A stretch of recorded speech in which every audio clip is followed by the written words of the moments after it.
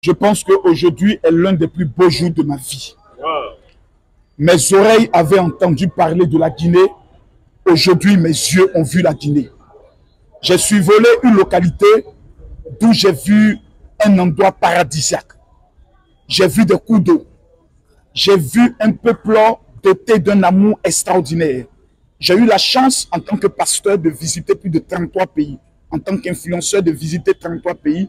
Et je peux vous le dire que c'est l'un des seuls pays où lorsque tu arrives, tu as l'impression que tu es chez toi à la maison. Voici mes premiers sentiments. La Guinée est en train de recevoir un événement historique. Vous avez des personnes qui détiennent souvent 3 millions d'abonnés, 1 800 000, 5 millions d'abonnés, qui se retrouvent tous sur la tête de la Guinée. C'est une première. Jamais dans un pays au monde, les TikTokers et les influenceurs se sont retrouvés comme se retrouvent au niveau de la Guinée. C'est un événement historique. Et en tant que le père, l'influenceur le plus redoutable de l'Afrique francophone, il était pour moi plus qu'important de répondre à la convocation. Ce n'est pas une invitation.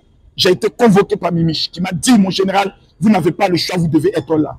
Monsieur Big Soul m'a dit, mon général, tu dois être là. Et quand vous voyez les apparats, je suis dans la tenue traditionnelle, je pourrais le dire, de la Guinée, une tenue qui a été portée par les footballeurs guinéens.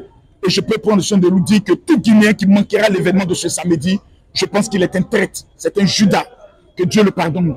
En fait, je vais vous faire une petite confidence. J'étais à Yamoussoukro pour le match du Cameroun.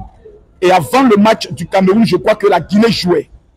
Et de la manière dont les Guinéens étaient entre eux, de la manière dont ils apportaient le respect, c'est-à-dire tu ne voyais pas des supporters brouillons, un peu vulgaires, autres. Ils étaient disciplinés, ils respectaient les protocoles et autres.